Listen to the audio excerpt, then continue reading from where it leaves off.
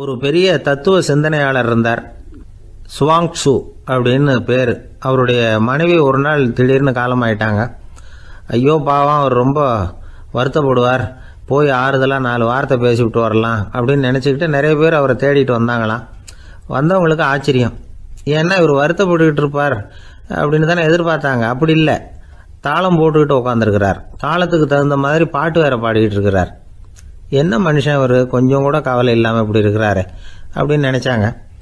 ஒருத்தர் துணிஞ்சு அவர்கிட்ட கேட்டுவிட்டார், என்னங்க இது இப்படி அப்படின்னு. அதுக்கு அவர் என்ன சொன்னார் தெரியுமா? இதை பாருங்க, என்னுடைய மனைவி பிறக்கிறதுக்கு முன்னாடி அவளுக்கு உயிரும் கிடையாது, உடலும் கிடையாது. அதுக்கு பிறகுதான் உயிர் வந்தது, உடல் வந்தது, அந்த உருவம் வந்தது. இப்போ என்ன ஆச்சு? அந்த உருவமும் உயிரும் போயிட்டுது, அவ்வளவுதானே. வந்தது போயிட்டுது. இளவேனில் காலம், இலையுதிர் காலம், பனிக்காலம், இப்படி பருவங்கள் மாறி மாறி வருது இல்லையா? அது மாதிரி பிறப்பும் இறப்பும் மாறி மாறி வருது. இது இயற்கை. இதுக்காக அழுதா அது எப்படி அப்படின்னாராம். ஞான தெளிவு அடைஞ்சவங்களுக்கு எல்லாமே சுகம்தான். திருவள்ளுவரும் அதைத்தான் சொல்றார். உறங்குவது போலும் சாக்காடு, உறங்கி விழிப்பது போலும் பிறப்பு. தூங்குறதுக்கெல்லாம் நாம் வருத்தப்பட்டுக்கிட்ட இருக்கிறோமா? இன்னைக்கு தூங்க வேண்டியிருக்குதே, இன்னும் கொஞ்சம் நேரத்தில் நான் தூங்க வேண்டியிருக்கு அப்படின்னு சொல்லி யாராவது அழுதுகிட்டு இருப்பாங்களா? அதனால் இந்த உலக வாழ்க்கையினுடைய இயல்பை யதார்த்தத்தை நாம் தெளிவாக புரிஞ்சுக்கணும். அப்படி புரிஞ்சுக்கிட்டால் நாம் கவலை இல்லாமல் வாழ முடியும். ஒரு வயசான தாத்தா பாட்டி 60 வருஷத்துக்கு முன்னாடி அவங்களுக்கு கல்யாணம் ஆச்சு. ஒன்றாவே வாழ்ந்தாங்க, ஒன்றாவே இறந்து போனாங்க. இப்போ அவங்க 2 பேரும் சொர்க்கத்துக்கு போய் சேர்ந்தாங்க. அங்கே எல்லா வசதியும் இருந்தது. ஒரு பெரிய பங்களாவே இவங்களுக்கு ஒதுக்கி கொடுத்தாங்களாம். இதுக்கு எவ்வளவு வாடகைன்னு கேட்டார் தாத்தா. வாடகையெல்லாம் கிடையாது, இலவசம் அப்படின்னார் அங்கே இருந்தவர். அந்த வீட்டுக்கு பின்னாடி ஒரு பெரிய புல்வெளி இருந்தது. இதில் விளையாட ஏதாவது கட்டணம் உண்டான்னு கேட்டிருக்கார் தாத்தா. அதெல்லாம் ஒன்றும் கிடையாது, பணம்லாம் கட்ட வேண்டியதில்லை அப்படின்னார் அவர். பக்கத்தில் ஹோட்டல் மாதிரி ஒரு பெரிய கட்டடம், உள்ள சாப்பாட்டு மேஜைகள், அது மேலே விதவிதமான பலகாரங்கள். சாப்பாட்டுக்கெல்லாம் எவ்வளவு அப்படின்னு விசாரிச்சாராம் தாத்தா. அதுதான் சொன்னேனே, இங்கே எல்லாமே இலவசம்தான். எது வேணும்னாலும் சாப்பிட்லாம், எவ்வளவு வேணும்னாலும் சாப்பிட்லாம் அப்படின்னாரா. நீங்கள் சொல்கிறீங்க அப்படி, ஆனால் நான் சர்க்கரை சேர்த்துக்கக்கூடாது, உப்பு சேர்த்துக்கக்கூடாது, பாட்டி கையால் எப்பவும் பத்திய சாப்பாடு தான் அப்படின்னாராம் தாத்தா. இதை பாருங்கள், இங்கே உங்களுக்கு அந்த கவலையும் வேண்டியதில்லை. இங்கே நீங்கள் ஸ்வீட்டு சாப்பிட்லாம், காரம் சாப்பிட்லாம், உங்களுக்கு எந்த நோயும் வராது அப்படின்னாராம் அங்கே சொர்க்கத்தில் இருந்தவர். இதை கேட்ட உடனே அந்த தாத்தா பக்கத்தில் நின்ன பாட்டியை பார்த்து கத்தினாராம், அடி பாவி, எல்லாத்தையும் கெடுத்துட்டியே, நீ எனக்கு பத்திய சாப்பாடு போடாமல் கண்டதை திங்க விட்டுருந்தா 10 வருஷத்துக்கு முன்னாடியே நான் இங்கே சேர்ந்துருப்பேனே அப்படின்னாராம். ஒருத்தன் வேகமாக ஓடி வந்தான். ஏப்பா அப்படி தலை தெறிக்க ஓடி வர்றேன்னு கேட்டேன்.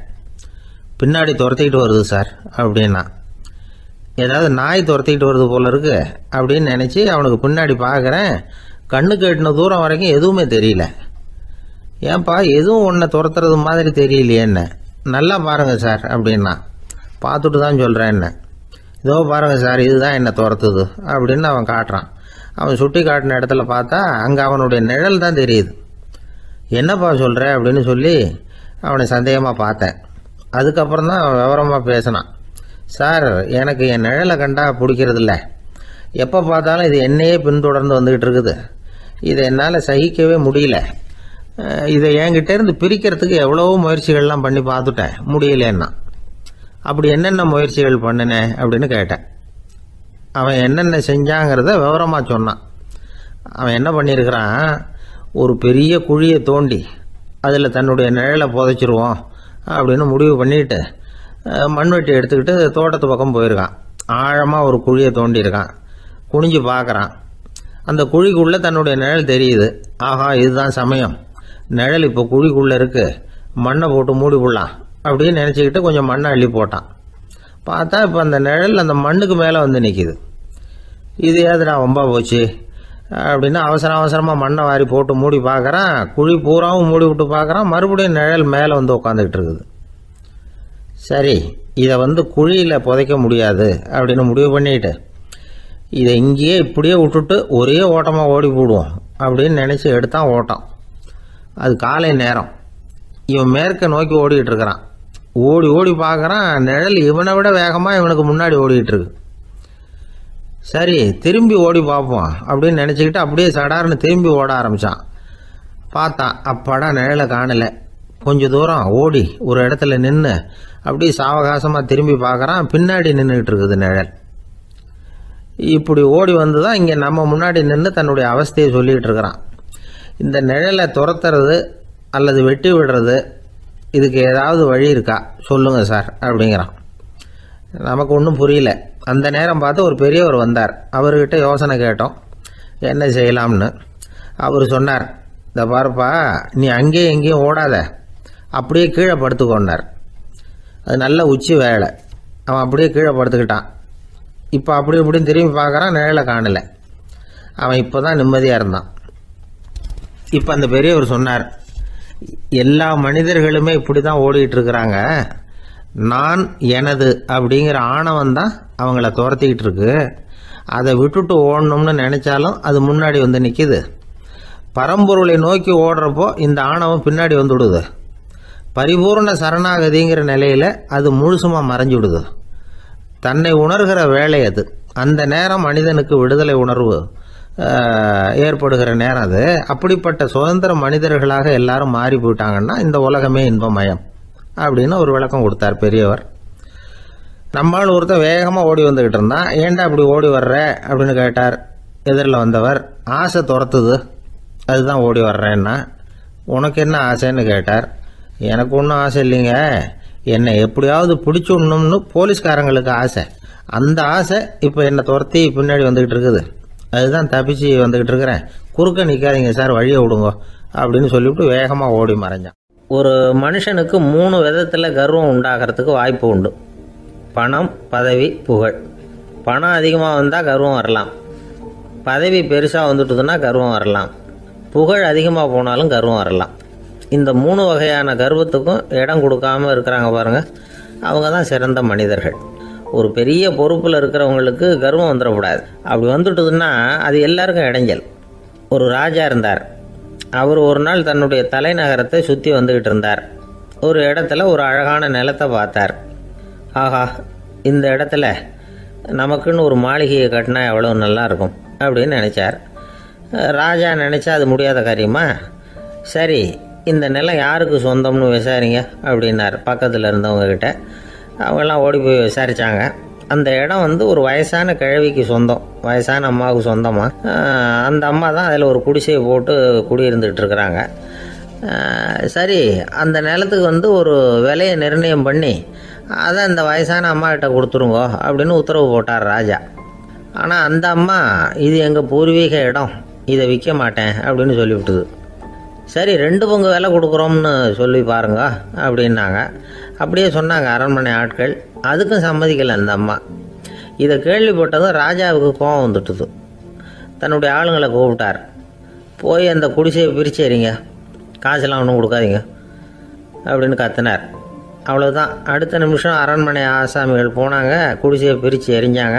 அந்த வயசான அம்மா இருக்கு, அதுவும் அந்த இடத்த விட்டு துரத்தி விட்டாங்க. அந்த இடத்துல ஒரு அரச மாளிகையை கட்டி முடிச்சிட்டாங்க. அந்த வயசான அம்மா பாவம், ராஜாவே இப்படி பண்ணால் யாருக்கிட்ட போய் முறையிட முடியும்? ஒரு ஞானி இருந்தார், அவர்கிட்ட போய் சொன்னாங்க. அவர் இவங்க சொன்னதை கேட்டு மனசில் வச்சுக்கிட்டார். ஒரு நாள் அந்த ராஜாவே இந்த ஞானியை கூப்பிட்டார். புதுசாக ஒரு மாளிகை கட்டியிருக்கிறேன், வந்து பாருங்கன்னு. சரின்னு சொல்லி இந்த பெரியவர் ஒரு நாள் இந்த மாளிகைக்கு போனார். சும்மா போகல, ஒரு கழுதையையும் ஓட்டிகிட்டு போனார். கொஞ்சம் சாக்குகள், வெத்து சாக்கு, அதையும் எடுத்து கழுதை முதுகில் போட்டு கழுதையை ஓட்டிகிட்டு போகிறார். ராஜா பார்த்தார். அவருக்கு இது ஆச்சரியமாக இருந்தது. என்ன இது, மாளிகைக்கு வந்துட்டு போங்கன்னு கூப்பிட்டா கழுதை, சாக்கு இதெல்லாம் கொண்டு வராரே, ஒன்றும் புரியலையேன்னு நினச்சார். எதுக்காக இதெல்லாம்னு கேட்டார். அரசருடைய தோட்டத்திலேருந்து கொஞ்சம் மண் எடுத்துகிட்டு போகிறதுக்கு ஆசைப்பட்றேன், அதுக்கு நீங்கள் அனுமதி கொடுக்கணும் அப்படின்னார் இவர். இது என்ன வேடிக்கையான கோரிக்கையாக இருக்குது அப்படின்னு நினச்சார் ராஜா. இருந்தாலும் மண்ணு தானே கேட்குறாரு, எடுத்துகிட்டு போகட்டுமே அப்படின்னு நினச்சார். சரின்னு அனுமதி கொடுத்தார். அந்த பெரியவர் தோட்டத்துக்கு போனார், மண்ணை வெட்டினார், சாக்கில் போட்டு நிரப்புனார். ராஜாவை கொஞ்சம் கிட்ட வாங்கன்னு கூப்பிட்டார். இந்த மண் மூட்டையை தூக்கி கழுதையோட முதுகில் வைக்கணும், கொஞ்சம் உதவி பண்ணுங்கன்னார். ஓ, பண்ணுறேனே அப்படின்னு சொல்லி ராஜா கிட்ட போனார். மூட்டையை தூக்கி பார்க்குறாரு, முடியல, திணறி போயிட்டார். இப்போ அந்த ஞானி பேசினாராம். அரசே, இந்த ஒரு சாக்கு மண்ணையே உங்களால் தூக்க முடியல. அந்த கிழவிகிட்ட இருந்து அந்த அக்கிரமமாக அபகரித்த இந்த தோட்டம் பூராவையும் சுமக்கணும்னு ஆசைப்படுறீங்களே, அது உங்களால் முடியுமா அப்படின்னு கேட்டாராம். ராஜா யோசனை பண்ண ஆரம்பித்தார். தன்னுடைய செயலுக்காக வருத்தப்பட்டாராம். அந்த வயசான அம்மாவை உடனடியாக வரவழைச்சார். தாயே, தப்பு பண்ணிட்டேன், என்னை மன்னிச்சுக்குங்க. இன்னையிலேருந்து இந்த மாளிகையும் தோட்டமும் உங்களுக்கு தான் சொந்தம் அப்படின்னு சொல்லிவிட்டாராம். போகிறப்ப இந்த உலகத்திலேருந்து எண்ணத்தை எடுத்துகிட்டு போக போகிறோம், அதனால் ரொம்பவும் அலட்டிக்க வேண்டியதில்லை, கர்வப்பட வேண்டியதில்லை அப்படிங்கிறது ஒரு பெரிய உபதேசம். ஒரு பெரிய மனுஷன் சாக கிடந்தார். ரொம்பவும் அழுதார். ஏன் அழறீங்க அப்படின்னு கேட்டாங்க சுற்றி இருந்தவங்க. நான் சாகிறதுக்காக கவலைப்படலை, நான் நம்ம ஜனங்களுக்காக எவ்வளவோ காரியம்லாம் செஞ்சுக்கிட்டு வந்தேன். நான் செஞ்சுக்கிட்டு வந்த சேவையை இனிமேல் யார் செய்ய போகிறாங்க? அது யாரால் முடியும்? அதை நினச்சி தான் அழறேன் அப்படின்னாராம். ஒருத்தர் முன்னாடி வந்தார். அதுக்காக நீங்கள் கவலைப்படாதீங்க, உங்கள் சேவையை தொடர்ந்து செய்கிறதுக்கு என்ன மாதிரி இளைஞர் பட்டாலும் தயாராக இருக்குது. இருந்தாலும் எங்கள் கவலை என்னென்னா அப்படின்னு இழுத்தார். என்ன சொல்லுங்கன்னு கேட்டார் அவர். நீங்கள் இது வரைக்கும் என்ன சேவை செஞ்சுக்கிட்டு வந்தீங்க, அதுதான் எங்களுக்கு இன்னமும் புரியாத புதிராக இருக்குது அப்படின்னாராம் அவர். ஒரு ஊரில் ஒரு மன்னர் இருந்தார். புத்தி கூர்மை உள்ள ஒரு மன்னர். பொதுவாக மன்னர்களுக்கு சந்தேகம் வந்தால் சபையில் உள்ள சான்றோர்கள்கிட்ட கேட்டு தெரிஞ்சுக்கிறது தானே வழக்கம். ஆனால் இங்கே அப்படி இல்லை. மற்றவங்களுக்கு சந்தேகம் வந்தால் மன்னர்கிட்ட வந்து கேட்டு தெரிஞ்சுக்குவாங்க. அது மாதிரி கேட்டு தெரிஞ்சுக்கிறதுக்காக ஒரு பெரியவர் ஒரு நாள் வந்தார். அவர் கையில் 3 பொம்மைகள் வச்சுருந்தார். 3 ஒரே மாதிரி பொம்மைகள், கொஞ்சம் கூட வித்தியாசம் தெரியல. ஏது இந்த பொம்மைன்னு கேட்டார் மன்னர். எனக்கு வேண்டியப்பட்ட ஒருத்தங்கிட்ட இருந்து இதை வாங்கிட்டு வந்திருக்கிறேன். நான் தான் அவன்கிட்ட இந்த பொம்மையை செஞ்சு கொடுக்கும்படியா கேட்டுக்கிட்டேன். அவன் ரொம்ப புத்திசாலி, அவன் தான் இதை செஞ்சு கொடுத்தான். ஆனால் அதில் ஒரு சிக்கல் அப்படின்னார். என்ன பிரச்சனைன்னு கேட்டிருக்காரு இவர். நான் அவன்கிட்ட கேட்டது 3 விதமான பொம்மைகளாக இருக்கணும்னு கேட்டேன். அவன் என்னடான்னா 3 ஒரே மாதிரியாக செஞ்சு கொடுத்துட்டான் அப்படின்னார். அவங்ககிட்டயே கேட்கறது தானே அப்படின்ட்டுருக்காரு இவர். கேட்டேன், அவன் என்ன சொல்கிறான்னா இது 3 ஒரே மாதிரி பொம்மை கிடையாது, 3 விதம், ஒன்றுக்கு ஒன்று வித்தியாசம் இருக்குது. இந்த 3 பொம்மையும் 3 விதமான நண்பர்களுக்கு உதாரணங்கள் அப்படின்னு சொல்கிறான். எனக்கு ஒன்றும் புரியல, அதுதான் உங்ககிட்ட வந்தேன் அப்படின்னார். சரி, அந்த பொம்மைகளை இப்படி கொடுங்க அப்படின்னு வாங்கினார் மன்னர். எடுத்துக்கிட்டு உள்ளே போனார். கொஞ்ச நேரம் கழித்து வெளியில் வந்தார். அதுக்கப்புறம் சொன்னார், இதை பாருப்பா, அவன் சொன்னது சரிதான், 3 விதம் தான். இது இருக்குதே முதல் பொம்மை, இது உத்தமமான நண்பனுக்கு உதாரணம். இந்த 2வது பொம்மை இது மத்தியமமான நண்பனுக்கு உதாரணம். அந்த 3வது பொம்மை இருக்குதே அது மோசமான நண்பனுக்கு உதாரணம். இதை செஞ்சவன் உண்மையிலேயே பெரிய அறிவாளி தான் அப்படின்னாராம். வந்தவருக்கு ஒன்றும் புரியல. பார்த்தா ஒன்றும் வித்தியாசம் தெரியலையே அப்படின்னு அவன் குழம்பி போய் நிற்கிறான். இப்போது அந்த மன்னர் விளக்கம் கொடுக்குறார். அந்த 3 பொம்மையையும் எடுத்து முன்னாடி வச்சார். ஒரு மெல்லிய கம்பியை கையில் எடுத்தார். அந்த முதல் பொம்மை காதில் விட்டார். கொஞ்ச தூரம் உள்ளே போய் அப்படியே நின்றுட்டுது அந்த கம்பி. அப்புறம் 2வது பொம்மை காதில் அந்த கம்பியை விட்டார். அந்த கம்பி என்னாச்சுன்னா அப்படியே அது வாய் வழியாக வெளில வந்தது. 3வது பொம்மை காதில் கம்பியை செலுத்தினார். அது நேராக இன்னொரு காது வழியாக வெளியில் வந்தது. இப்போ இந்த முதல் வகை இருக்குதே, அது மாதிரியான நண்பர்கள் எப்படி தெரியுமா? நம்ம கஷ்டத்தை அவங்கக்கிட்ட சொன்னால் பேசாமல் கேட்டுக்குவாங்க. வெளியில் அதை யாருக்கிட்டையும் சொல்லிகிட்டு இருக்க மாட்டாங்க. வெளியில் தெரியாமல் நமக்கு உதவி பண்ணுவாங்க. செஞ்சுட்டு அதை நான் தான் செஞ்சேன்னு சொல்லிகிட்டு இருக்க மாட்டாங்க. அதுதான் கம்பி ஒரு காது வழியாக போய் உள்ளே நின்றுட்டுது. 2வது பொம்மையில் கம்பி என்னாச்சு, ஒரு காது வழியாக போய் வாய் வழியாக வெளியில் வருது. இது மாதிரியான நண்பர்கள்கிட்ட நாம் கஷ்டத்தை சொன்னால் அதை அவங்க 4 பேர்கிட்ட போய் சொல்லி நமக்காக உதவி கேட்பாங்க. நமக்குன்னு கேட்டு வாங்கி அதை நம்மகிட்ட கொண்டுகிட்டு கொடுப்பாங்க. இவங்க மத்தியமமான நண்பர்கள். 3வது பொம்மையில் ஒரு காது வழியாக செலுத்துகிற கம்பி இன்னொரு காது வழியாக வெளியில் வந்துடுது. இது மாதிரியான நண்பர்கள்கிட்ட நம்ம கஷ்டத்தை சொன்னால் அவங்க காது கொடுத்து கேட்கறது மாதிரி நடிப்பாங்க. அப்படியே இன்னொரு காது வழியாக அதை வெளில விட்டுருவாங்க. அதை பற்றி கவலைப்பட மாட்டாங்க. இதுதான் இந்த பொம்மைகளுக்குள்ளே இருக்கிற வித்தியாசம் அப்படின்னு விளக்கம் கொடுத்தாராம் மன்னர். படிக்கிற பிள்ளைங்கள்லேயும் இது மாதிரி 3 வகை உண்டு. சில பேர் காதால் வாங்கி மனசில் வச்சுக்குவான். சில பேர் காதால் வாங்கி பேனாவால் எழுதி விடுவான். சில பேர் ஒரு காதால் வாங்கி இன்னொரு காதால் வெளியில் விட்டுருவான். ஒரு பையன் வகுப்பில் ஆசிரியர் பாடம் நடத்தும் பொழுது தலையை வேகமாக ஆட்டி ஆட்டி கேட்பானான். ஏன்டா இப்படி தலையை இப்படி ஆட்டுற அப்படின்னு கேட்டிருக்கான் பக்கத்தில் இருந்தவன். தலையை ஆட்டினா தாண்டா ஒரு காது வழியாக உள்ளே போகிறது இன்னொரு காது வழியாக வெளியில் வேகமாக வெளில போகும் அப்படின்னானா அந்த பையன். ஒரு தடவை நாரதர் ஒரு தெரு வழியாக போய்கிட்டு இருந்தார். வழியில் ஒருத்தர் வேத சாஸ்திரம்லாம் படிச்சுக்கிட்டு உட்காந்துருந்தார். அவர் நாரதரை பார்த்து எங்கே போயிட்டு இருக்கிறீங்கன்னு கேட்டார். கடவுளை பார்த்துட்டு வரலாம்னு போயிட்டு இருக்கிறேன் அப்படின்னார் நாரதர். அப்படின்னா அவர்கிட்ட எனக்கு எப்போ முக்தி கிடைக்கும்னு கேட்டுட்டு வாங்களேன் அப்படின்னார் இவர். சரி கேட்டு வரேன் அப்படின்னு சொல்லிவிட்டு நாரதர் நடந்தார். கொஞ்சம் தூரத்தில் ஒரு மரத்தடியில் ஒரு தொழிலாளி செருப்பு தைச்சிக்கிட்டு உட்காந்துருந்தார். அந்த ஆளும் அதே மாதிரி கேட்டுக்கிட்டார். எனக்கு எப்போ முக்தி கிடைக்கும்னு கடவுள்கிட்ட கேட்டுக்கிட்டு வாங்களேன்னார். அவர்கிட்டையும் சரின்னு சொல்லிவிட்டு நாரதர் நேராக வைகுண்டத்துக்கு வந்து சேர்ந்தார். கடவுளை பார்த்தார். இவங்க 2 பேரும் சொல்லி அனுப்பின விஷயத்தை பற்றி கேட்டார். அதுக்கு கடவுள் சொன்னார், அந்த செருப்பு தைக்கிற தொழிலாளி உடல் நீத்ததும் உடனே என்னை வந்து அடைவான். ஆனால் அந்த சாஸ்திரம் படித்த ஆள் இப்போதைக்கு என்கிட்ட வந்து சேர மாட்டான். அவன் இன்னமும் பல பிறவிகள் எடுத்து அங்கேயே இருக்க வேண்டியிருக்குது. எப்போ இங்கே வந்து சேருவான்னு எனக்கே தெரியாது அப்படின்னார். நாரதருக்கு இதோட ரகசியம் என்னங்கிறது புரியல. எனக்கு ஒன்றும் புரியலையேன்னாரான் கடவுள்கிட்ட. சீக்கிரம் புரிஞ்சுக்குவேன், நீ திரும்பி போகிறப்போ நான் இங்கே வைகுண்டத்தில் என்ன செஞ்சுக்கிட்டு இருக்கேன்னு கேட்டால் ஒரு ஊசியின் துவாரத்தில் ஒரு யானையை கோத்துக்கிட்டு இருக்கிறேன்னு அவங்கக்கிட்ட சொல்லு அப்படின்னார் கடவுள் சிரிச்சுக்கிட்டே. நாரதர் பூமிக்கு திரும்பினார். கடவுளை பார்த்தீங்களா எப்படி இருக்கார் அப்படின்னு விசாரித்தார் வேத சாஸ்திரம் படித்தவர். ஓ பகவானா, அவர் யானையை ஊசியின் காதில் நுழைச்சிக்கிட்டு இருக்கிறார் பார்த்தேன்னார் நாரதர். ஊசி காதில் யானையா? அது எப்படி முடியும்? நீங்கள் சொல்கிறத நான் நம்ப மாட்டேன்னு விட்டார் அவர்.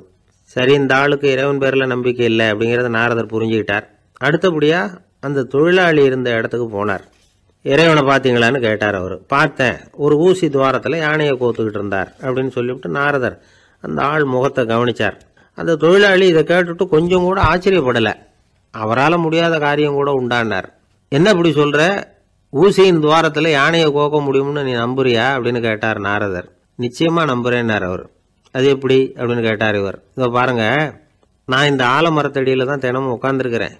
தினமும் இந்த மரத்திலிருந்து எவ்வளவோ பழம் கீழே விழுது. இந்த பழத்தில் இருக்கிற ஒவ்வொரு விதையிலேயும் உள்ள ஒரு ஆலமரம் இருக்குது. ஒரு சின்ன விதைக்குள்ள ஒரு பெரிய ஆலமரம் இருக்க முடியுங்கிறப்ப ஊசி துவாரத்தில் கடவுள் யானையை நுழைய வச்சாருங்கிறத ஒத்துக்கிறதுல என்ன கஷ்டம் இருக்குது அப்படின்னு ரொம்ப சர்வசாதாரணமாக பதில் சொன்னாராம் அந்த தொழிலாளி. நாரதர் யோசனை பண்ணார்.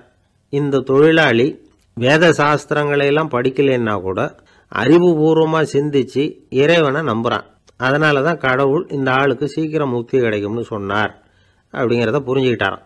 இந்த கதையில் வர்ற கடவுள், நாரதர், வைகுண்டம் இதெல்லாம் ஒரு பக்கம் இருக்கட்டும், ஒரு சின்ன விதைக்குள்ள ஒரு பெரிய ஆலமரம் தூங்கிக்கிட்டு இருக்கு அப்படிங்கிற உண்மை, அந்தரத்தில் 1000 கிரகங்கள் சுற்றிக்கிட்டு இருக்குங்கிற உண்மை, இதெல்லாம் நாம் பார்த்துக்கிட்டு தானே இருக்கிறோம். இந்த உண்மைகள் அதிசயமாக நமக்கு தெரியறதுனால அதை நம்பாமல் இருந்துட முடியாது.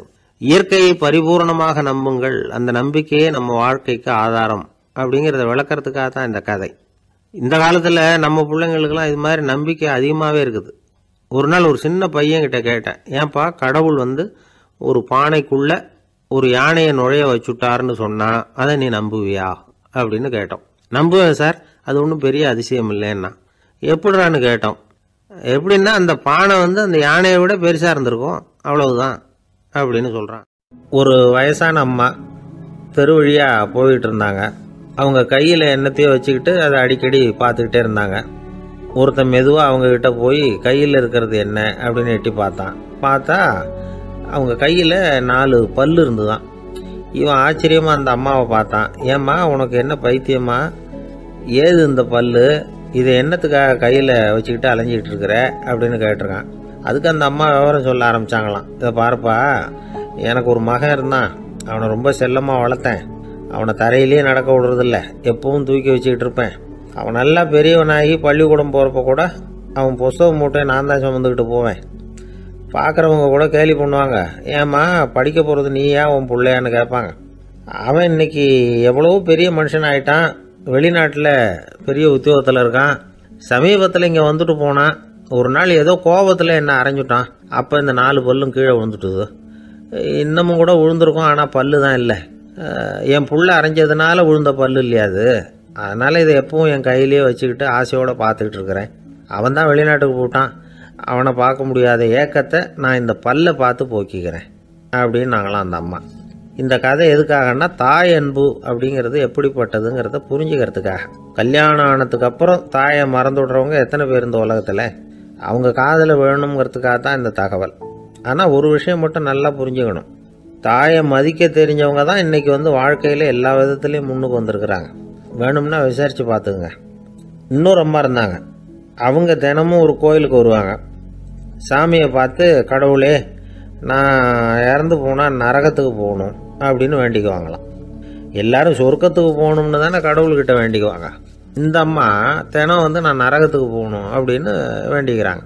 அங்கேருந்து அர்ச்சகருக்கு இது சந்தேகம். ஒரு நாள் அதை நேரடியாகவே அவங்கக்கிட்ட கேட்டுவிட்டார். அதுக்கு அந்த அம்மா பதில் சொன்னாங்களாம், ஐயா, எனக்கு கல்யாணம் ஆகி ரொம்ப நாள் வரைக்கும் குழந்தை பாக்கியம் இல்லாமல் இருந்தது. கோயில் குளம் எல்லாம் சுற்றி வந்தேன். ரொம்ப நாள் கழித்து ஒரு குழந்தை பிறந்தது, ஆண் குழந்தை. அவனை நான் ரொம்ப செல்லம் கொடுத்து வளர்த்தேன். அதோட விளைவு என்ன ஆச்சுன்னா, அவன் ரொம்ப மோசமாக ஆயிட்டான். கெட்ட பழக்க வழக்கம்லாம் கற்றுக்கிட்டான். அவன் இறந்து போனால் நிச்சயம் அவனுக்கு நரகம்தான் கிடைக்கும். அந்த அளவுக்கு கெட்டவன் அவன். அப்படிப்பட்ட காரியங்கள்லாம் பண்ணிகிட்ருக்கான், எனக்கு தெரியும். இவனுக்காக நரகத்தில் கூட யாரும் தயவு காட்ட மாட்டாங்க, தாட்சண்யம் காட்ட மாட்டாங்க. அதனால் இவனுக்கு முந்தி நான் இறந்து நரகத்துக்கு போயிட்டா அங்கே இவனை கவனிச்சிக்கலாமே, இவனுக்கு பணிவிடை செய்யலாமேன்னு பார்க்குறேன் அப்படின்னு நாங்களாம். அதனால தான் நான் நரகத்துக்கு போகணும்னு தினம் ஆண்டவனை வேண்டிகிட்டு இருக்கிறேன் அப்படின்னு கண்கலங்கி அந்த அம்மா சொன்னாங்களாம். அதுதான் தாய் உள்ளம்ங்கிறது. தாயின் பெருமையை சரியாக உணர்ந்துட்டா அவங்களுக்கு எப்பவும் எந்த கஷ்டமும் வராது. இது ஏதோ உபதேசத்துக்காக சொல்கிற வார்த்தை இல்லை, உண்மையான வார்த்தை. இந்த விவரத்தையெல்லாம் நண்பர் ஒருத்தர்கிட்ட சொல்லிகிட்டு இருந்தேன். அவர் கொஞ்ச நாள் கழித்து என்னை தேடி வந்தார். அவர் கையிலேயே 4 பல்லு வச்சுருந்தார். என்னங்க ஆச்சு, ஏதுங்க இந்த பல்லு அப்படின்னு விசாரித்தோம். உங்கள் உபதேசத்தை கேட்டுட்டு இந்த உலகத்தில் எல்லாரையும் தாயாக நினைக்க ஆரம்பிச்சிட்டேன். ஒரு அம்மாவை கடத்தரில் பார்த்து தாயேன்னு கூப்பிட்டேன். அவங்க உடனே பலார்னு என்னை அரைஞ்சிட்டாங்க. பல்லு விழுந்துட்டுது. அதை தான் பொறுக்கி எடுத்துக்கிட்டு நேராக உங்களை தேடி வந்துக்கிட்டு இருக்கிறேன்னார். தாயேன்னு தானே கூப்பிட்டீங்க, அதுக்கே அரைஞ்சாங்க அப்படின்னு கேட்டோம். நான் தாயேன்னு கூப்பிட்டது அவங்க காதில் நாயேன்னு விழுந்துட்டு தான், அதுதான் அப்படி ஆயிட்டுது அப்படின்னார். இந்த உலகத்தில் 7 வகையான மனிதர்கள் இருக்கிறாங்களாம். டாக்டர் எட்வர்டு பாஷ் அப்படிங்கிறவர் சொல்றார். மனிதர்களோட மனோநிலை அடிப்படையில் அவங்கள 7 வகையாக பிரிக்கலாம்ங்கிறார் அவர். அது எப்படி தெரியுமா? முதல் வகை பயந்த குணம் உள்ளவர்கள். சார் ரொம்ப பயந்த சுபாவம், வீட்டில் கூட வாயை திறக்க மாட்டார், சாப்பிட போறப்ப மட்டும்தான் கொஞ்சம் வாயை திறப்பார் அப்படிங்கிறோம்ல, அவங்கெல்லாம் இந்த ரகம். 2வது வகை எப்படின்னா சஞ்சலப்படுகிறவர்கள். எதுக்கு எடுத்தாலும் கலக்கம், குழப்பம், இப்படியே காலம் தள்ளுறவங்க பல பேர் பார்த்துருப்பீங்க. அவங்கெல்லாம் இந்த ரகம். 3வது வகை எப்படின்னா யதார்த்த உலகை மறந்து கற்பனை உலகத்திலேயே மிதக்கிறவங்க.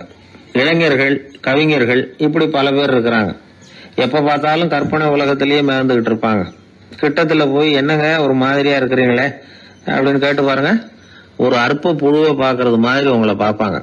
அதுவும் இந்த வானத்தின் நிலா என்னை வாவென்று அழைக்கிறது, எனக்கு விரைவில் ஒரு நாள் சிறகுகள் முளைக்கும், சிறகடித்து பறந்து செல்லுவேன், என் செல்ல நிலாவை கொஞ்சி விட்டு திரும்பி வருவேன், அப்படி இப்படின்னு பேச ஆரம்பிச்சிருவாங்க.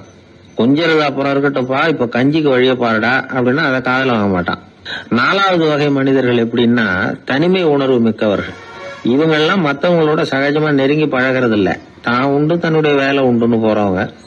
அடுத்த வீட்டுல இருக்கிறது யாருன்னு கேட்டா கூட அடுத்த வீடுன்னு ஒண்ணு இருக்கா அப்படின்னு கேட்பாங்க. அவங்க கிட்ட மேற்கொண்டு என்னத்தை பேசுறது. 5வது வகை மனிதர்கள் எப்படின்னா மற்றவர்கள் செல்வாக்குக்கு உட்பட மறுப்பவர்கள். அடுத்தவங்க செல்வாக்குக்கு இவங்க ஆட்படுறது இல்லை. நான் யார் தெரியுமா அப்படின்னு கேட்டா அதை தெரிஞ்சுக்கிட்டு எனக்கு என்ன ஆக போகுது அப்படிம்பாங்க. 6வது வகை எப்படின்னா எப்பவும் எதுலையும் பற்று இல்லாம இருக்கிறவங்க. இது ஒரு துறவு மனப்பான்மை. இயல்பாவே சில பேர் இப்படி இருக்கிறது உண்டு, அவங்களுக்கு எதுலையுமே ஒரு ஈடுபாடு இருக்காது. 7வது வகை மனிதர்கள் மற்றவங்க கவலையை தன்னுடையதான் ஆக்கிக்கிட்டு கவலைப்படுறவங்க. இவங்க மகாத்மாக்கள். தான் வேற அடுத்தவங்க வேறன்னு நினைக்கிறது இல்லை. இவங்க அப்படிப்பட்ட எண்ணம் இவங்களுக்கு வர்றதில்லை. அதனால அடுத்தவங்களுக்கு ஒரு கஷ்டம் வந்தா அதை தன்னுடைய கஷ்டமாக எடுத்துக்கிட்டு கவலைப்படுறவங்க இவங்க. ஆக கூடி இப்படி 7 வகையான மனிதர்களை அடையாளம் காட்டுறார் அந்த நிபுணர். நாம இதுல எந்த அகத்துல வர்றோங்கிறத நாம தான் அடையாளம் கண்டுபிடிச்சுக்கணும். எனக்கு தெரிஞ்ச ஒரு மனிதர் உண்டு. அவர் ஒரு வித்தியாசமான டைப்பு. எதையும் பிராக்டிக்கலா யோசிக்கிறவர். எப்பவும் அடுத்தவங்களுக்கு ஒன்றும் பண்ண மாட்டாரு. ஆனா நினைக்கிறது என்னன்னா அடுத்தவங்களும் நல்லா இருக்கணும், நாமளும் சந்தோஷமா இருக்கணும் அப்படின்னு ஆசைப்படுறவர். அவருக்கு ஒரு சமயம் திடீர்னு உடம்பு சுகம் இல்லாம போட்டுது. டாக்டர் கிட்டத்துல போனார், பணம் கொடுத்தார், வைத்தியம் பார்த்தார். அவரு எழுதி கொடுத்த மருந்து சீட்டை வாங்கிட்டார்.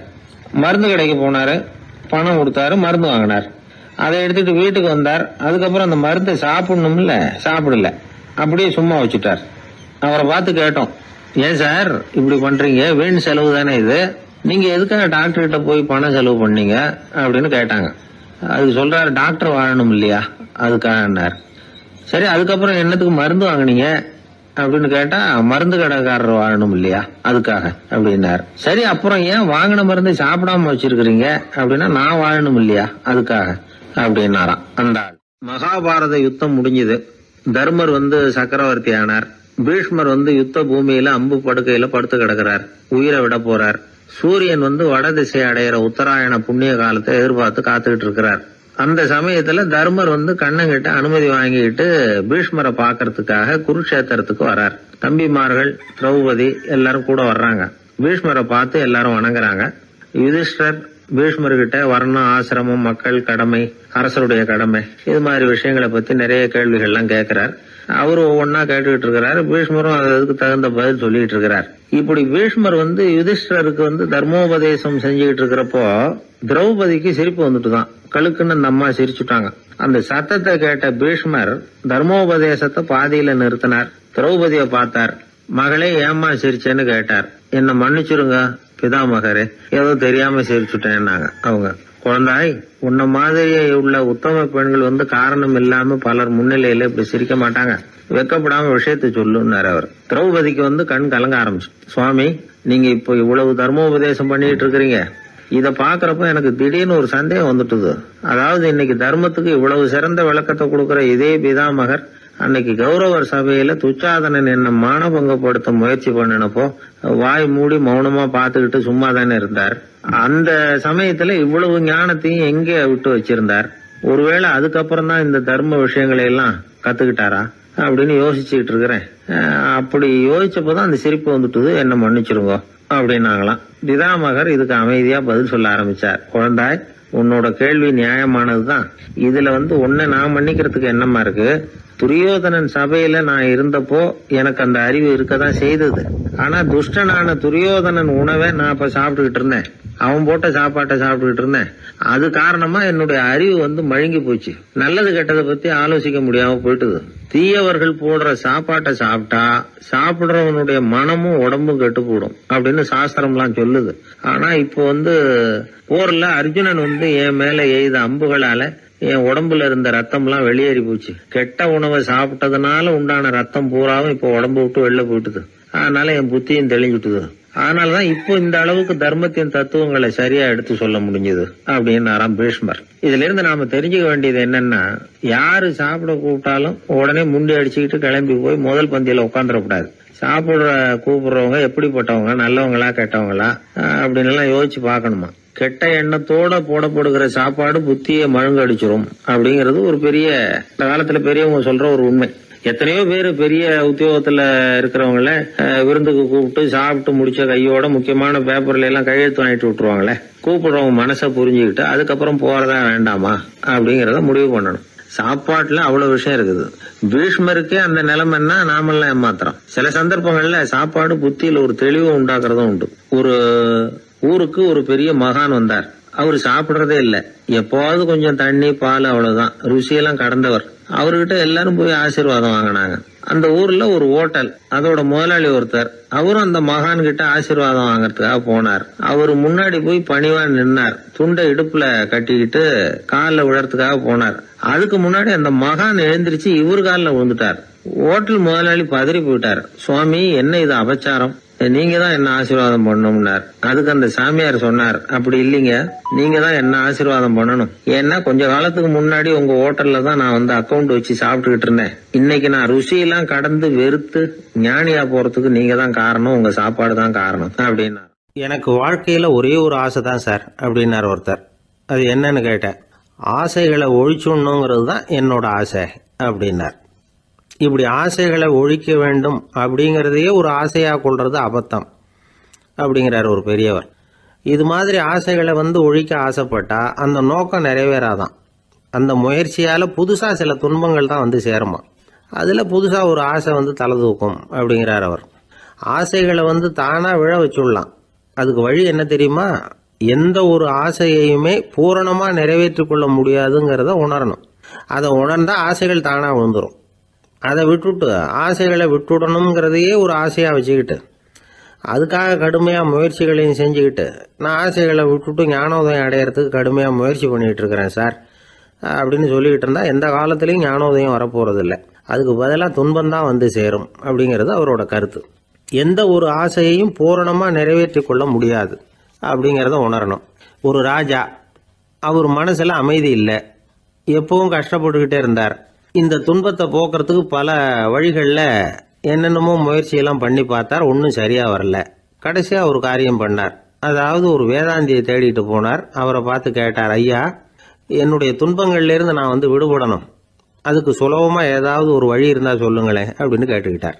அதுக்கு அந்த வேதாந்தி சொன்னார், அதுக்கு ஒரு வழி சொல்கிறேன், அது மாதிரி செய். அதாவது உன்னுடைய ராஜ்யத்துக்குள்ள போதுங்கிற மனசோட வாழுற ஒருத்தனை கண்டுபிடிக்கணும். அப்படி கண்டுபிடிச்சி அவனுடைய சட்டையை வாங்கி நீ போட்டுக்கணும். அப்படி போட்டுக்கிட்டா உன்னுடைய துன்பம் தீர்ந்துரும் அப்படின்னார். உடனே ராஜாவுக்கு ரொம்ப மகிழ்ச்சி. அரண்மனையில் இருந்த அத்தனை பேரையும் ஆளுக்கு ஒரு பக்கமாக அனுப்புனார். தேட சொன்னார். போதுங்கிற மனசுடைய ஒருத்தனை கண்டுபிடிச்சி கொண்டுகிட்டு வாங்க அப்படின்னார். எங்கெங்கேயோ தேடி கடைசியாக ஒரு ஆளை கண்டுபிடிச்சாங்க. அவன் போதுங்கிற மனசோட இருக்கிறவன் தான். ஆனால் அவன்கிட்ட சட்டை எதுவும் இல்லை. இடையில கட்டியிருக்கிற துண்டே போதுங்கிற மனசோடு அவன் வாழ்ந்துக்கிட்டு இருக்கிறான். சட்டை இருந்தாவில் ராஜா வாங்கி மாட்டிக்க முடியும். அந்த வேதாந்தி ஏன் அப்படி சொன்னாருங்கிறதுக்கான அர்த்தம் இப்போ தான் ராஜாவுக்கு புரிஞ்சுதான். இது வரைக்கும் சொன்னதெல்லாம் ஞான மார்க்கத்தை தேடிடுறவனுக்கான உள்ள தகவல். இப்போ இன்னைக்கு இளைஞர்கள் இதை கேட்டுவிட்டு நமக்கு ஆசையே வேணாம் அப்படின்னு முடிவு பண்ணிவிட்டா வாழ்க்கையில் முன்னேறவே முடியாது. நம்முடைய முயற்சிக்கு ஆசை தான் தூண்டுகோல். அதனால் இந்த ஆசையையும் அந்த ஆசையையும் போட்டு குழப்பிக்கக்கூடாது. ஆனால் ஒன்று, பேராசை நமக்கு தேவையில்லை. நாம் படுற ஆசையிலேயும் ஒரு நியாயம் இருக்கணும். ஏன்னா நம்மள சில பேர் நீங்கள் தான் சார் சொன்னீங்க, அதனால தான் ஆசைப்பட்டேன், அரை தான் கிடைச்சது மிச்சம் அப்படிம்பாங்க கன்னத்தை தடவிக்கிட்டே. அதனால் இப்போல்லாம் எந்த தகவலை சொன்னாலும் ரொம்ப எச்சரிக்கையாக இருக்க வேண்டியிருக்குது. ஒரு ஆள் ஒரு கடை வச்சு வியாபாரம் பண்ணிக்கிட்டு இருந்தான். அவனுக்கு ரொம்ப பேராசை, நிறைய பணம் சேர்க்கணும்னு. திடீர்னு ஒரு நாள் அவனுக்கு உடம்பு ரொம்ப சுகம் இல்லாமல் போயிட்டுது. இனிமேல் பிழைக்கிறது கஷ்டங்கிற நிலைமை. மரணப்படுகையில் இருக்கிறான். சொந்தக்காரங்கள்லாம் சுற்றி உட்காந்துருக்குறாங்க. இவன் மெதுவாக கண்ணை திறந்து பார்க்குறான். என் வீட்டுக்காரி எங்கேன்னா, இதோ இருக்கேன் அப்படின்னாங்க அந்த அம்மா. பசங்கள்லாம் எங்கேங்கிறான். இதோ பக்கத்தில் தான் நின்றுக்கிட்டு இருக்கிறோங்கிறாங்க. பொண்ணுங்க எங்கேங்கிறான். எல்லாம் இங்கே தான் இருக்கிறோம் அப்படிங்கிறாங்க. எல்லாம் இங்கே தான் பக்கத்தில் தான் இருக்கோம், நீங்கள் கவலைப்படாதீங்கன்னு சொல்கிறாங்க எல்லாம். அவன் மெதுவாக கஷ்டப்பட்டு வாயை திறந்து, அட பாவிங்களா, எல்லாரும் இங்கே இருந்தால் அங்கே கடையை யார் கவனிக்கிறது அப்படின்னா. ஜவஹர்லால் நேரு பிரதமராக இருந்த சமயம் அவர் ஒரு தடவை சென்னைக்கு வந்திருக்கிறார்.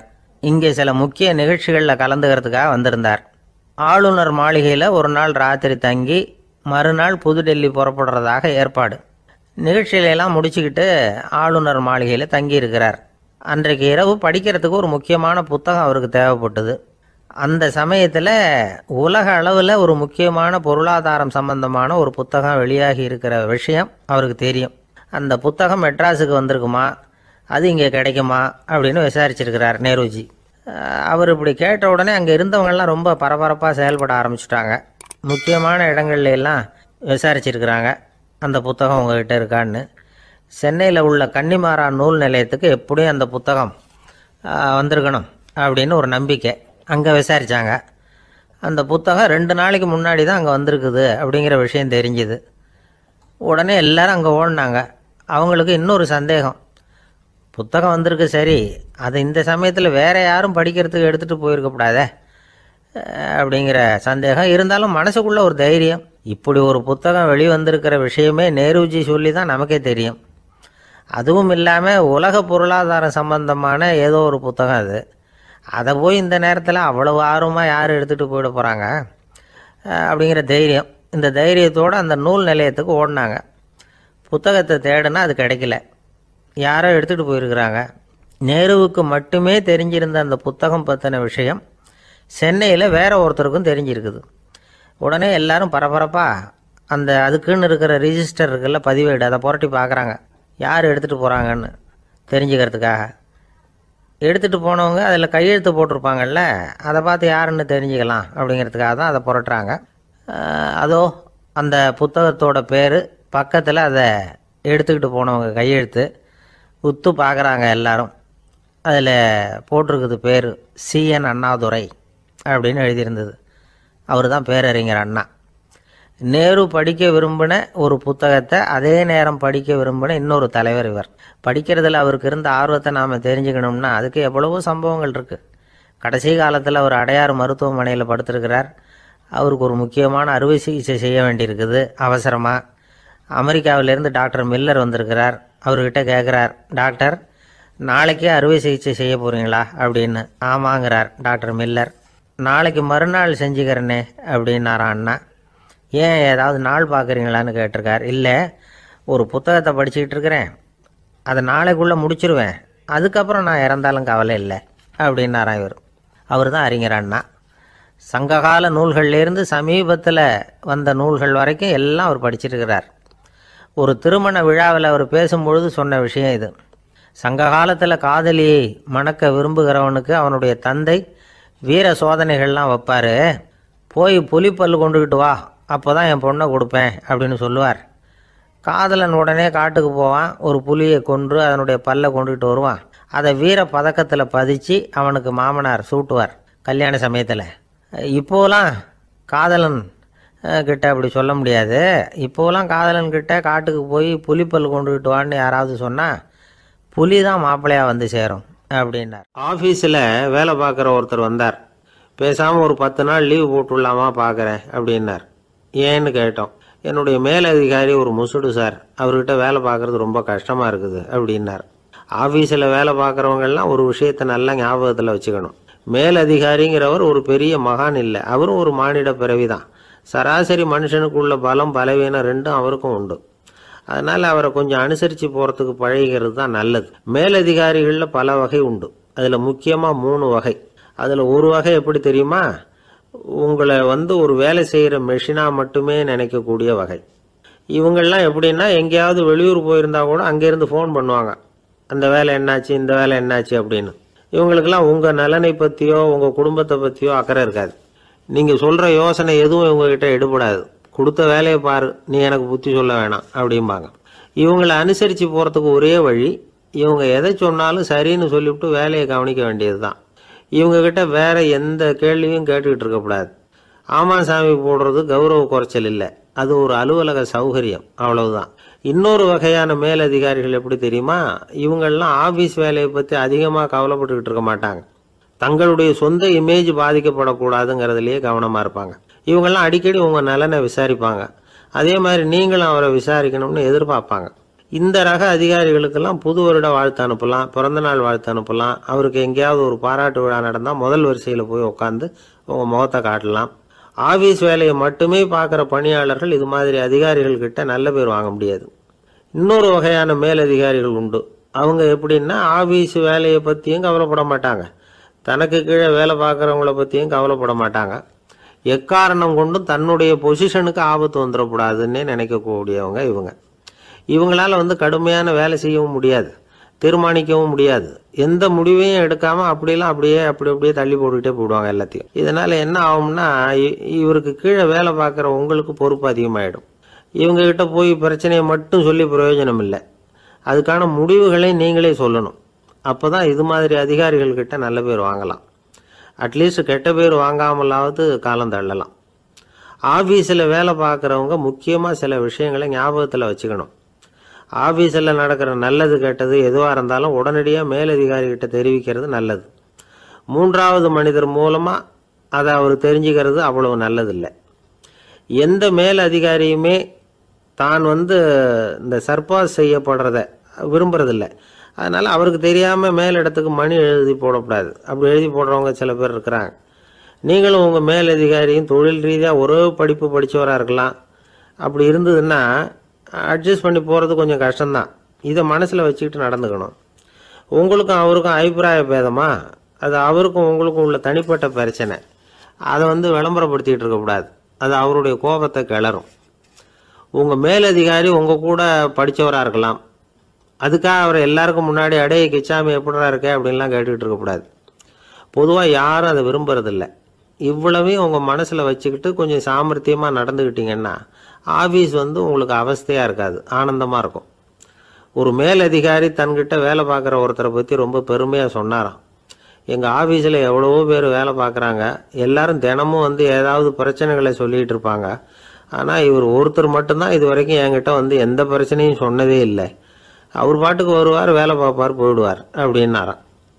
நான் உடனே அவ்வளவு பெருமைக்குரிய அந்த ஊழியரை பார்த்து கேட்டேன், ஏன்பா உன்னுடைய மேலதிகாரிகிட்ட நீ எந்த பிரச்சனையும் கொண்டுகிட்டு போகிறதே இல்லையாமே அப்படின்னு கேட்டேன். அதுக்கு அவர் சொல்கிறாரு, ஆமாங்க, அது ஏன்னா அவரால் எந்த பிரச்சனையுமே தீர்க்க முடியாதுங்கிறது எனக்கு நல்லா தெரியும், அதனால் அப்படி செய்கிறேன், வேற ஒன்றும் இல்லை அப்படின்னார் ரொம்ப பொறுமையாக. குடும்பத்தில் அப்படிலாம் இருந்து சமாளிக்கிறாங்க. குடும்பத்தில் ஒருத்தர் அனுசரிப்பு தன்மைங்கிறது ரொம்ப அவசியம். கணவன் மனைவின்னா அனுசரித்து போகணும்னு சொல்லுவாங்க. அதாவது ஒரு கணவன் அதுக்காக தான் அந்த காலத்துலலாம் ஒரு வீட்டுக்கு மாப்பிள்ளை தேடுறதுங்கிறது ஒரு பெரிய குடும்பத்தை நிர்வகிக்கிற அளவுக்கு ஒரு கணவனாக வரக்கூடிய எப்படி இருக்கணும் அப்படின்னா, அந்த காலத்தில் புலி வேட்டைக்கு போகணும். ஒரு பொண்ணுக்கு மாப்பிள்ளை தேடுறதுன்னா நம்ம தமிழ் பழக்கம் என்னென்னா, காட்டுக்கு போய் ஒரு புலியை வேட்டையாடிட்டு வரணும். அந்த புலி பல்லு அல்லது நகத்தை கொண்டுட்டு வரணும் அந்த இளைஞன். அதை வீட்டில் கொடுப்பான். அதை தான் கட்டி அதை இதாக கட்டுவாங்க, மாலையாக போடுவாங்க, தாலியாக கட்டுவாங்க. அதாவது வீரம் இருக்கா பையனுக்குன்னு பார்ப்பாங்க. ஒரு பொண்ணு வேணும்னா நீ முதல்ல வீட்டுக்கு பொண்ணு கேட்க போகக்கூடாது, காட்டுக்கு போகணும், போய் புலியை கொண்டு வா, அதுக்கப்புறம் தான் உனக்கு பொண்ணு அப்படின்னு சொல்லுவாங்க. இப்போலாம் ஏன் போகிறது இல்லைன்னா, இப்போலாம் ஒருத்தனை காட்டுக்கு போய் புலிப்பல் கொண்டு வான்னா புலி தான் மாப்பிள்ளையாக வரும். அதனால தான் இப்போ போகிறதில்ல யாரும் காட்டுக்கு. அப்போ பெண்களும் ரொம்ப வீரமாக இருந்தாங்க. பெண்கள் மூலம் அந்த காலத்தில் எப்படின்னா, முறத்தாலேயே புலியை துரத்துவாங்களாம். நம்ம பழைய பாட்டிலெல்லாம் பார்த்துருப்பீங்க, முறத்தால் புலியை விரட்டினாங்கன்னு வரும் பழைய பாட்டு. அந்த அளவுக்கு பெண்களுக்கு வீரம்.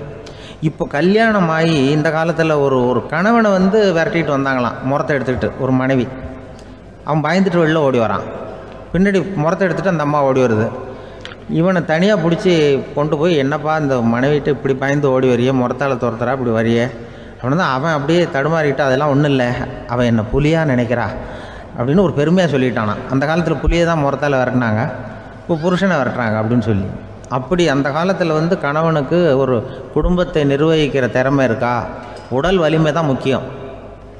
இப்போ கூட மதுரை பக்கத்தில் ஐயாவுக்கு தெரியும், அந்த இளவட்டக்கல்லுன்னு ஒரு ஊருக்கு ஊர் எல்லையில் கிடக்கும். ஊர் எல்லையில் ஒரு பெரிய கல் கிடக்கும். அந்த ஊருக்கு பொண்ணு கேட்க போகிறவங்க அந்த கல்லை தலைக்கு மேலே தூக்கி காட்டணும், அப்படியே தூக்கி தலைக்கு மேலே வசதி கீழே போடணும். அந்த வலு இருந்தால் தான் நீங்கள் அந்த ஊருக்குள்ளேயே போகலாம், பொண்ணு கேட்குறதுக்கு போகலாம், இல்லைன்னா நீ திரும்பி போக வேண்டியதான். அந்த வலிமை இருக்கா மாப்பிள்ளைன்னு பார்க்குறாங்க. இளவட்டக்கல்லுன்னு பேர். அப்போ என்ன பண்ணாங்கன்னா, ஒரு 1000 வருஷத்துக்கு முன்னாடி அந்த கல்லை தலைக்கு மேலே தூக்கி கீழே போடுவாங்களாம். ஒரு 500 வருஷத்துக்கு முன்னாடி அப்படி கொஞ்சம் தூரம் இடுப்பு அளவுக்கு தூக்கி கீழே போட்டுக்கிட்டு இருந்துருக்குறாங்க. அதுக்கப்புறம் ஒரு 100 வருஷத்துக்கு முன்னாடியெல்லாம் அப்படி முழங்கால் அளவுக்கு அப்படி தூக்கி போட்டால் போகிறோம்னு வச்சுருந்தாங்களாம். இப்போ நான் அந்த ஊருக்கு என் கூட பழனிசாமின்னு ஒருத்தர் இருக்கார். அவர் போய், உனக்கு எப்படிப்பா இந்த ஊரில் கல்யாணம் ஆச்சு அப்படின்னா, இப்போலாம் நாங்கள் தொட்டு கும்பிட்டா போகிறோம், அதை அசைக்கிறது கூட இல்லை. அப்படி ஆகிட்டுது. ஒரு குடும்பத்தை கணவனாக வரப்போகிறவனுக்கான தகுதி அந்த காலத்தில் அப்படி இருந்துதான். அப்படி கணவன் தேர்ந்தெடுக்கிறது, குடும்பத் தலைவனை தேர்ந்தெடுக்கிறது ஒரு பெரிய காரியம். ஒரு பெரிய செல்வந்தர் போட்டி வச்சாராம். ஒரு நீச்சல் குளம், அதில் யார் வேணாலும் குதித்து அந்த பக்கம் போய் கரையேறலாம். அந்த நீச்சல் குளத்தில் விஷப்பாம்புலாம் கிடக்கு. யார் துணிஞ்சி அந்த விஷப்பாம்பு இருக்கிற குளத்தில் குதித்து அந்த பக்கம் போய் கரையேறானோ அவனுக்கு ஒரு 100 ஏக்கர் நிலம் கொடுப்பேன், அது வேண்டான்னா ஒரு 1000 ஆடு கொடுப்பேன், அதுவும் வேண்டான்னா என் பொண்ணை கொடுப்பேன் அப்படின்னு போட்டி வச்சார். அதான் மாப்பிள்ளையை தேர்ந்தெடுக்கிறதுக்கு அவர் ஒரு வழி, நீச்சல் குளத்தில் குதித்து கரையேறணும். இப்போ அந்த ஊரில் இருக்கிற இளைஞர்கள்லாம் பார்க்குறாங்க அந்த குளத்தில் குதிக்கணும்னு. ஆனால் குளத்தில் வெறும் விஷப்பாம்பெலாம் கிடக்கு. இது என்ன பண்ணுறதுன்னு பார்த்தா யாருமே குதிக்கிறதுக்கு தைரியம் வரல. திடீர்னு ஒருத்தன் துணிஞ்சு குதித்தான், படபடன்னு அடிச்சுட்டு போய் அந்த பக்கம் கரையேறிட்டான். கரையேறின உடனே பரவாயில்லையே ஒரு ஆள் வந்துட்டான்னு சொல்லி அவனை அந்த இளைஞனை போய் பிடிச்சிட்டு வந்தாங்க. அந்த பெரியவர் கேட்டார், ஏப்பா இவ்வளவு பெரிய விஷப்பாம்பெல்லாம் கிடக்கிற நீச்சல் குளத்தில் நீ துணிஞ்சு குதித்து கரையேறி இருக்கிற, உனக்கு என்ன 1000 ஏக்கர் நிலம் கொடுத்துறவா, 100 ஏக்கர் நிலம் கொடுக்கவா சொல்கிறப்படி அப்படின்னா, வேண்டாம் சார்ன்றிருக்கான். ஓஹோ அப்படின்னா ஒரு 1000 ஆடு வேணுமா உனக்கு அப்படின்னா, அதுவும் வேண்டாம் சார். ஓ அப்படின்னா என் பொண்ணு வேணுமா அப்படின்னா அதுவும் வேண்டாம் சாருங்கிறான். அப்புறம் எதுக்குடா குதிச்சுன்ட்டு என்ன உனக்கு என்ன தான் வேணும் அப்படின்னு கேட்டிருக்காரு. என்னை எவன் பிடிச்சி தள்ளி விட்டவன்னு தெரியணும் அப்படின்ட்டுருக்கான்.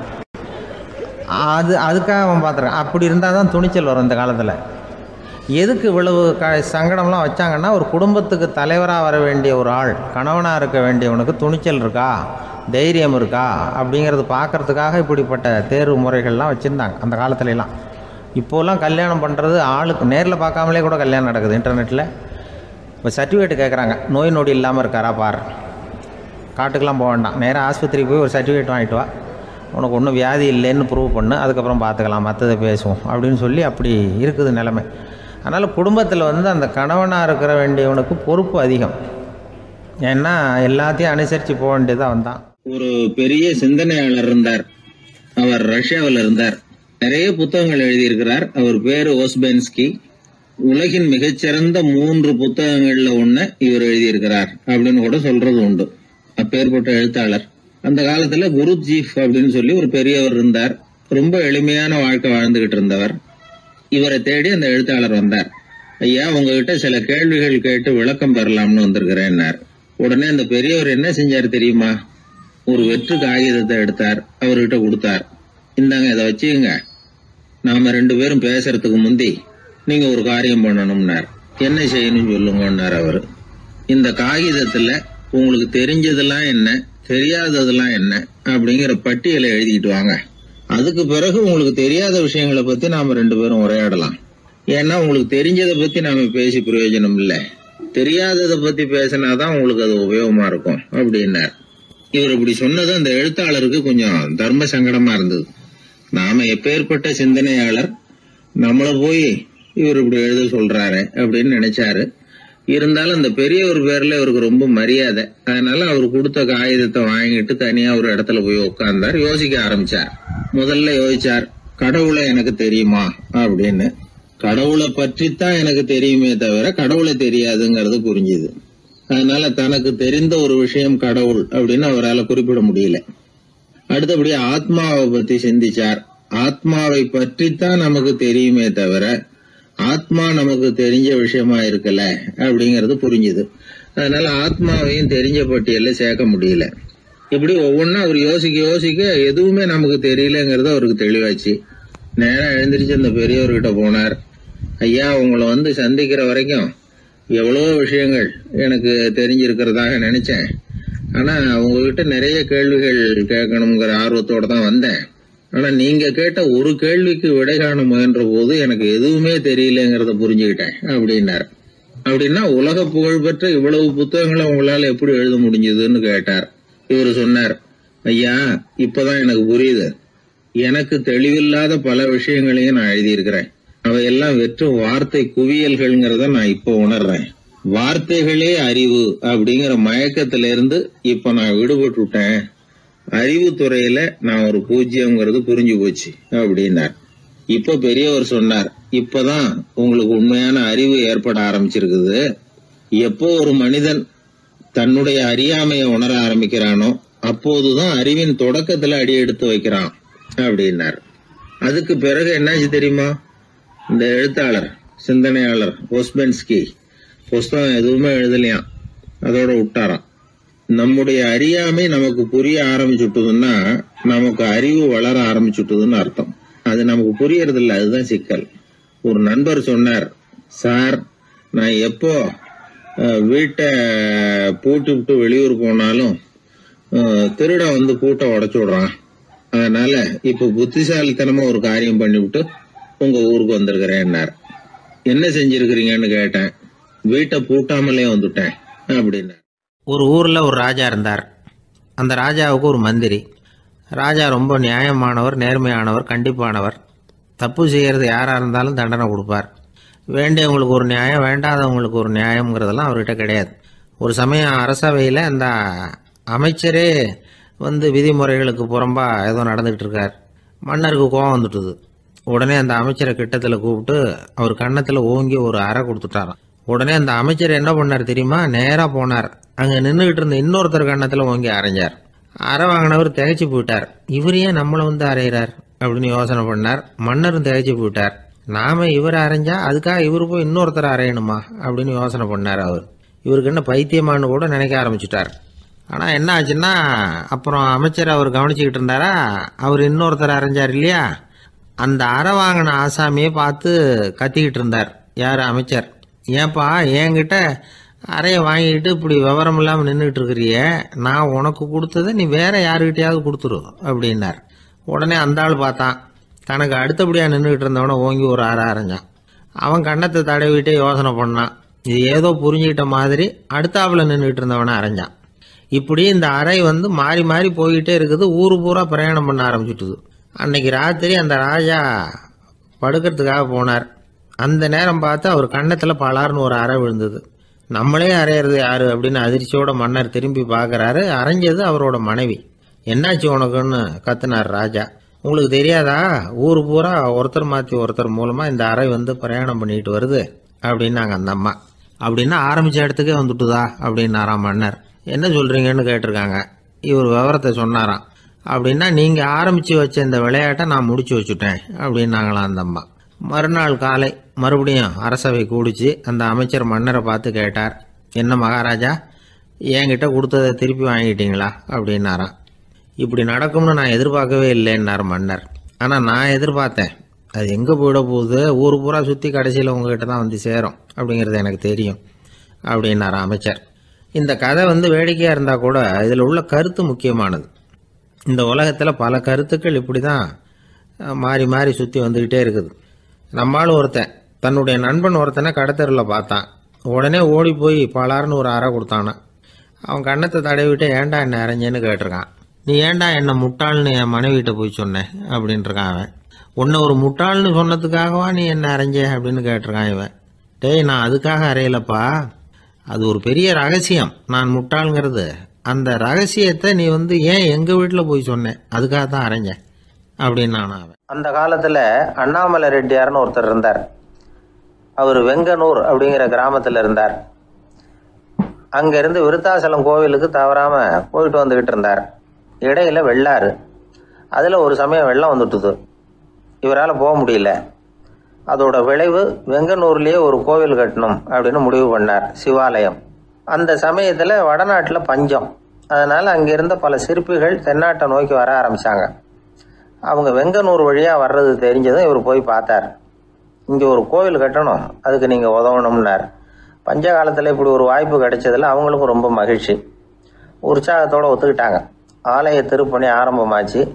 அவங்களுக்கு வேண்டிய எல்லா வசதிகளையும் இவர் செஞ்சு கொடுத்தார். அவங்களுக்கு எந்த குறையும் இல்லாமல் பார்த்துக்கிட்டார். அது மட்டும் இல்லை, ஒவ்வொரு நாளும் அங்கே வருவார். உங்களுக்கு என்ன வேணும், எது வேணும்னு கேட்பார். ஏதாவது குறை இருந்தால் சொல்லுவாங்க, உடனே தீர்த்து வைப்பார். இவரும் கேட்பார், எந்த குறையாக இருந்தாலும் என்கிட்ட சொல்லுங்க அப்படின்னு சொல்லுவார். அதை தவிர இவராகவே கவனிச்சும் அவங்களுக்கு என்னென்ன தேவைங்கிறத கண்டுபிடிச்சி அதையெல்லாம் கொடுத்துக்கிட்டு இருப்பார். என்ன தேவைன்னாலும் அதை நிறைவேற்றி வச்சுருவார்.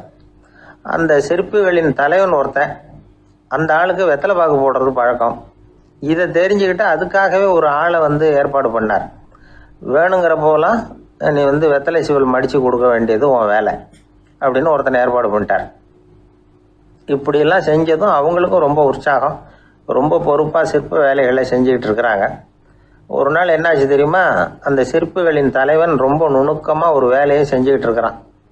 சாரம் போட்டு அது மேலே படுத்துக்கிட்டு அண்ணாந்து பார்த்து உச்சியில் நுணுக்கமான சிற்பங்களை உருவாக்கிக்கிட்டு இருக்கான். சிற்பியின் கவனம் செதறப்படாதுங்கிறதுனால இவர் மெதுவாக சத்தம் போடாமல் கிட்ட போய் நின்று அதை கவனிச்சுக்கிட்டு இருக்கிறார். அந்த சிற்பி வழக்கம் போல் வெத்தலை பாக்குக்காக இடது கையை கீழே நீட்டினான். அந்த சமயம் பார்த்து அவருக்கு தாம்பூலம் கொடுக்குறவன் அங்கே இல்லை, எங்கேயோ போயிருக்கிறான். அண்ணாமலை ரெட்டியார் என்ன பண்ணார் தெரியுமா, தனக்காக கொடுக்கப்பட்ட தாம்பூலத்தை வாங்கி சிற்பியின் கையில் கொடுக்குறார். அவன் வாங்கி போட்டுக்கிட்டான். இது என்ன இன்னைக்கு வெத்தலை சீவல் வேறு மாதிரி இருக்குது, வாசனை தாம்பூலமாக இருக்குது அப்படின்னு யோசனை பண்ணிட்டு கீழே திரும்பி பார்க்குறார். பார்த்தா ரெட்டியார் மறுபடியும் சிற்பி கை நீட்டும் பொழுது கொடுக்கறதுக்காக தாம்பூலத்தை மடித்து வாங்கி வச்சுக்கிட்டு தயாராக நிற்கிறார். சிற்பிக்கு அதிர்ச்சி. உடனே பொத்துன்னு கீழே குதிச்சான். ஐயா, என்ன இது நீங்களா அப்படின்னா. இவர் சொன்னார், நான் ஒன்றும் தப்பு பண்ணலையே, உன்னுடைய கை புண்ணியம் செஞ்ச கை, கோயில் கட்டுற கை, அந்த கைக்கு தாம்பூலம் கொடுக்கறதுல என்ன தப்பு அப்படின்னாராம். ஏற்கனவே பஞ்சத்தில் அடிபட்டு வந்த எங்களை நீங்கள் ஆதரிச்சதே பெரிய விஷயம். இந்த செயல் என்னை ஒரு பெரிய கடனாளி ஆகிவிட்டது.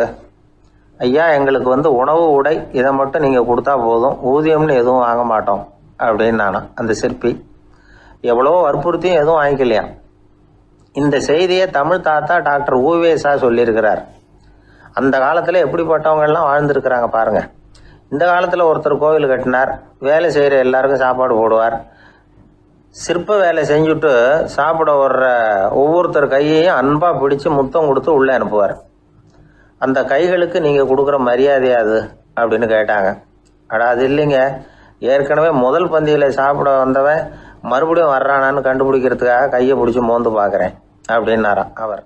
ஒருத்தர் ஒரு தவறு செஞ்சு விடுறாருன்னு வச்சுக்கங்க, உடனே நீ செஞ்சது தவறு அப்படின்னு சொல்கிறது ஒரு வகை. அதுக்கு பதிலாக எது சரின்னு அவர் புரிந்து கொள்ள உதவி செய்கிறது இன்னொரு வகை. இந்த ரெண்டாவது வகை இருக்குது பாருங்கள், நிர்வாக இயலில் இது ரொம்ப முக்கியம்.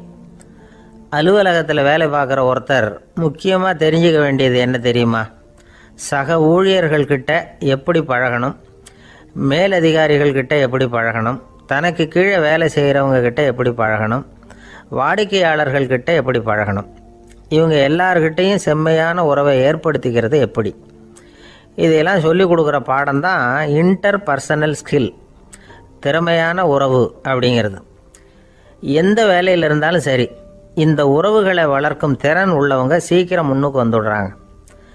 மற்றவங்க கிட்ட உறவை பலப்படுத்திக்கிறது எப்படி அப்படின்னு தெரிஞ்சுக்கிட்டோம்னா எந்த ஒரு தடையையும் சுலபமாக தாண்டி செய்கிற தொழிலில் முன்னுக்கு வந்துடலாம். ஹார்வர்டு பல்கலைக்கழகத்தில் ஒரு கணக்கெடுப்பு பண்ணி பார்த்தாங்களாம். பார்க்குற வேலையில் எது மாதிரி குணாதிசயம் உள்ளவங்க வேகமாக முன்னுக்கு வர்றாங்க அப்படின்னு தெரிஞ்சுக்கிறதுக்காக இந்த கணக்கெடுப்பு. வெவ்வேறு துறையில் வேகமாக முன்னுக்கு வந்திருக்கிற பல பேரை சந்தித்து இந்த சர்வேயை நடத்தியிருக்கிறாங்க. அவங்க கண்டுபிடிச்சி சொல்லியிருக்கிற உண்மை என்ன தெரியுமா? ஒருத்தர் ஒரு வேலையில் இருந்தால் அது சம்பந்தப்பட்ட சப்ஜெக்ட் பற்றிய அறிவு 35% இருந்தால் போதுமா.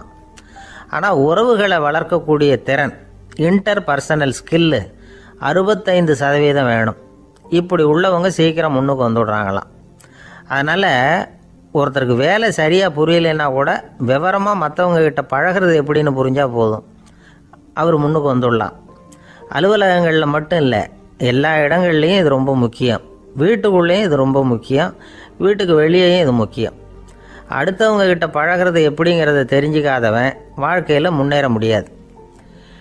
இன்றைக்கி ஆயுதங்களால் காயப்படுத்தி கொள்ளுகிறவர்களை விட வார்த்தைகளால் காயப்படுத்தி கொள்ளுகிறவர்கள் தான் அதிகம். பெரியவங்க என்ன சொல்கிறாங்க தெரியுமா? நீங்கள் இந்த பூமியில் பிறந்ததன் அர்த்தம் பூர்த்தி ஆகணும்னா அடுத்தவங்களுக்கு உதவி பண்ணுங்க. அடுத்தவங்களுக்கு உதவி செய்ய முடியாவிட்டால் கூட பரவாயில்லை, ஆனால் யாரையும் புண்படுத்தி விடாதீங்க அப்படின்னு சொல்கிறாங்க. எனக்கு தெரிஞ்ச ஒருத்தர் ஒரு அலுவலகத்தில் வேலை